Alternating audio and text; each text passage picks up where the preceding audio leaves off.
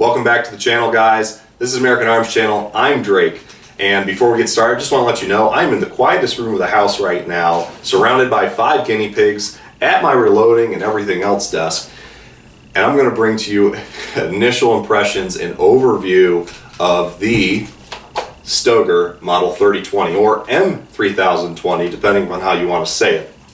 Now, the Stoeger 3000 series, which this is a part of, is nothing new. The 3000 series has been around for at least 5 years now, maybe longer. Don't quite remember when the 3500 was released, but that was the first model of Stoeger autoloader released in the 3000 series. 3020 is the third version and is the, of course, 20 gauge version of the series. And really, when you look at it from the side, it just looks like a 26-inch version of the 3000, the 3-inch model. But when I give it a nice turn sideways for profile, you can see it's much slimmer. And when you pick it up, you can tell this is definitely not a 12 gauge. This gun comes in at under 6 pounds, is a very, very nimble, nice pointing field gun. Very, very well put together. It's solid. It doesn't rattle around. It doesn't shake about. It's got quality in it. It's just invested in very specific places, such as the design, such as the fit of the gun, however I'd say the finish, and the general ergonomics and niceties, such as features with handling, are a little bit lacking. But considering this is a gun that can be had at sub $500 when you shop around, it's a pretty damn good autoloader.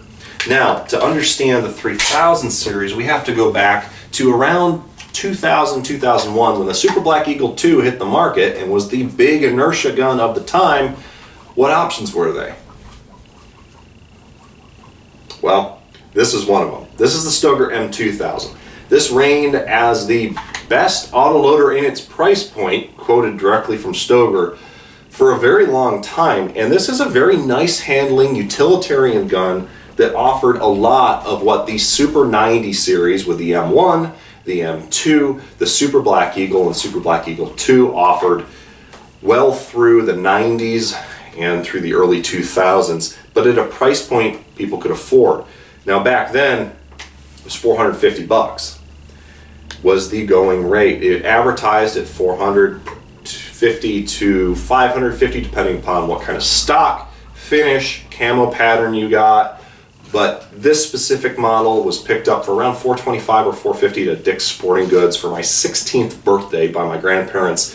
And this is my first duck gun, my true duck gun. This was wholeheartedly, from new to now, my gun. And I've killed a lot of ducks with it and taken a lot of geese with it. And it's got a lot of memories in it, despite how fickle it can be. Now, finding out what rounds like to run consistently well in this gun took a long time. Finding a choke tube eventually that I really liked. The Benelli Stoeger Modified always worked great out of this gun. Replacing the bead after the dog knocked it over and smashed it on concrete. Lots of other fun things. Eventually making this gun what it is. And this gun was superseded by the Benelli Vinci, which has since been shelved by the Super Black Eagle 3.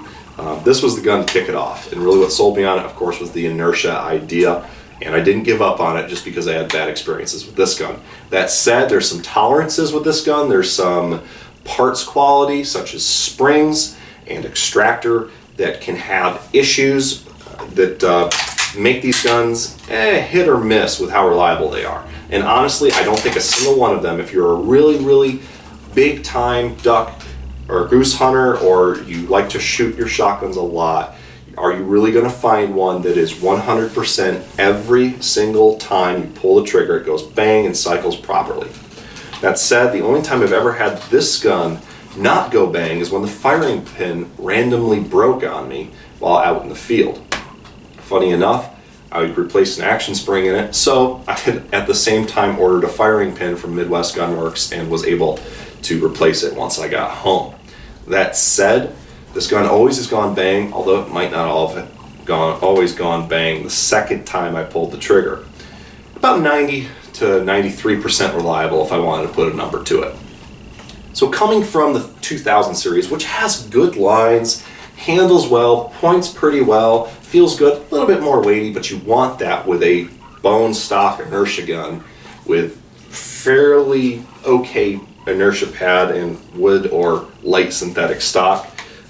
They did offer a recoil reducer, they still do for these, but I wouldn't necessarily recommend it, it's not necessary. But good gun. When you go to the 3000 series, you've got some design changes with your barrel extension, with the lockup geometry of the bolt, a nicer charging handle, you've got a little bit better of a feed port and lift gate. Everything's just a tad better, and it stays at the same price point. That said, it's still a Stoeger 1000-something series. It's a 3000 series Stoeger. The finish, still matte black. The bluing of the barrel and other steel parts, still more of a Parkerization than a bluing. There's no gloss to it. There's no super nicety to it. That said, Benellis and Berettas that are in synthetic black don't typically have that awesome of a finish, but it's very durable and it's very sleek. It's nice looking.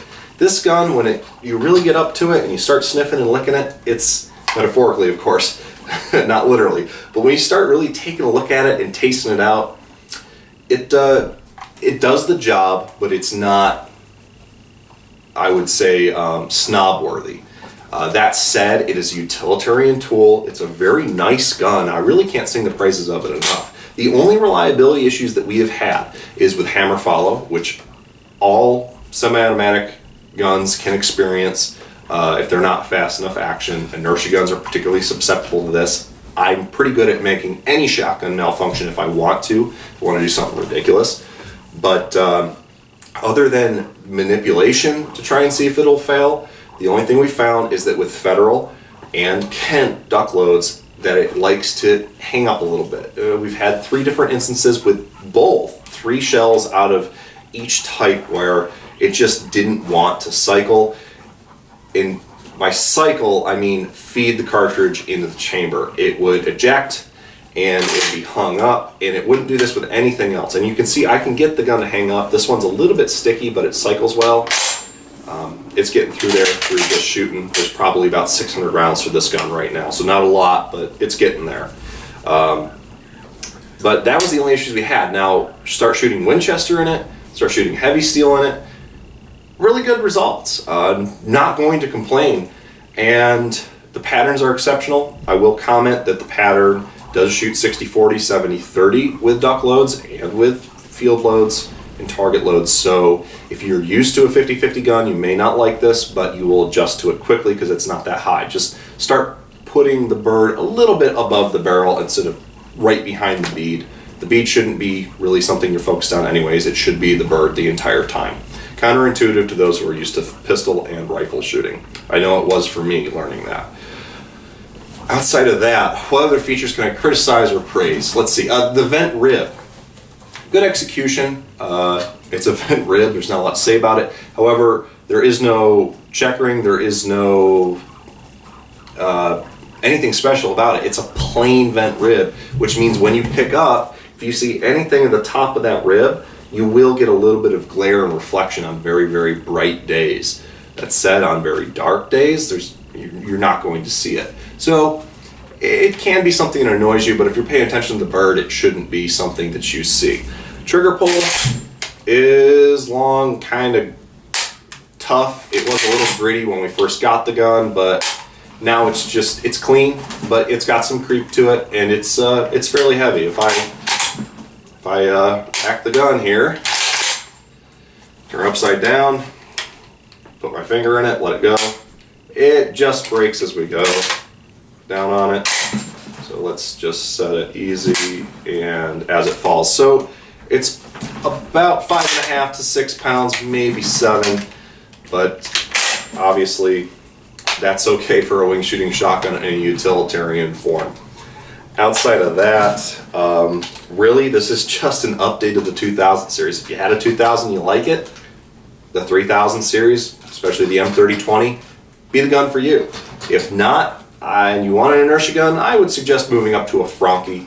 You're going to pay a couple $100 more, but you're going to get better fit and finish. You're going to get a generally more elegant design as far as ergonomics, handling, pointability, but the 3020 and its 3000 series brothers in 12 gauge are very, very effective and versatile. I think that this gun really, they didn't change anything much in it because they wanted it to be a utilitarian duck gun, they wanted it to be a utilitarian field gun, and it fills that role perfectly. So for what it is, really great. The only criticism, the one last criticism I will say, is that the stock, being used to Benelli systems now with Comfort Tex, the stock is sharp and it's not that much thinner than the Winchester SX4, but it does kind of come to a point.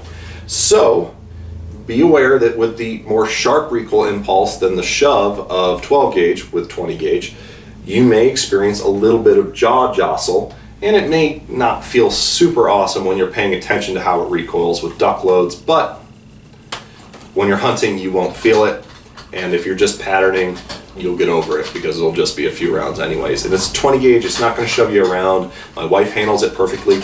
But if you're a smaller statured shooter, this is definitely a gun that works well for you. As you can see, it fits me just about right.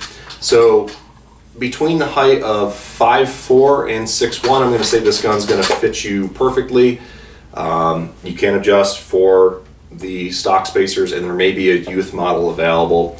So for what it is, for a price point of $550 or less, really, really great shotgun. I don't see too many of them on the used shelf, and when they are, they don't look like they've been used much. So I think the guys are getting rid of them just decide they don't like them. I don't think we're going to get rid of this girl anytime soon. That being said, however, if you want to learn more about it, stay tuned to the channel. As always, subscribe for more updates. If for some reason YouTube, through their censorship policies, decides to eliminate American Arms channel from their platform, you can find me at Utah Gun Exchange Videos, or UGEtube.com. You'll find it under American Arms channel. Just search one of my video titles or search me directly. You'll find me and you'll be able to watch these same exact videos. I do like it a lot. It's a lot like the older style of YouTube from 2012 or so, and I think it's a really great platform and has the potential to really challenge YouTube as far as freedom of speech, as far as gun videos, and all the likes have. As always, guys, I hope you enjoyed the video. I'll see you in the next one.